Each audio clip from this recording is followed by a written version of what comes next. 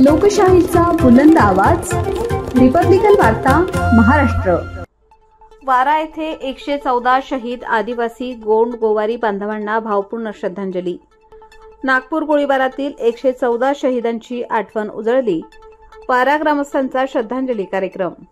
बातमी केळापूर येथून 23 नोव्हेंबर 1994 रोजी नागपूर विधान भवन येथे न्याय हक्कांच्या मागणीसाठी धरणे आंदोलन करत असताना झालेल्या गोळीबार व चेंगराचेंगरीत शहीद झालेल्या 114 आदिवासी गोंड गोवारी बांधवांच्या स्मृतिप्रित्यर्थ केळापूर तालुक्यातील वारा येथे श्रद्धांजली कार्यक्रम आयोजित करण्यात आला।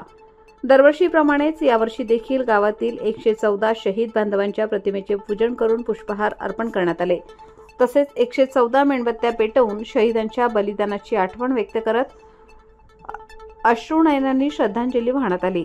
आदिवासी समाजाच्या मनामनात आजही त्या भीषण घटनेची सल कायम असल्याचे उपस्थितांनी सांगितले।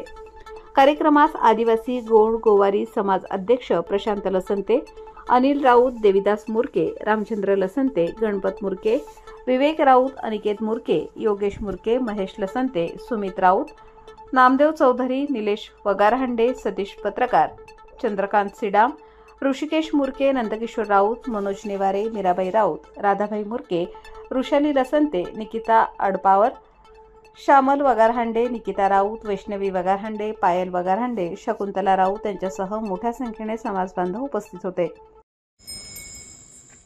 2094 या साली 1994 या साली शहीद झालेल्या बांधवांना आपण इथे श्रद्धांजली अर्पित करायची आहे, श्रद्धांजली व्हायची आहे। याकरता आपण इथे जमलो आहोत, कारण 114 जे आपल्या समाजासाठी शहीद झाले या विचाराने।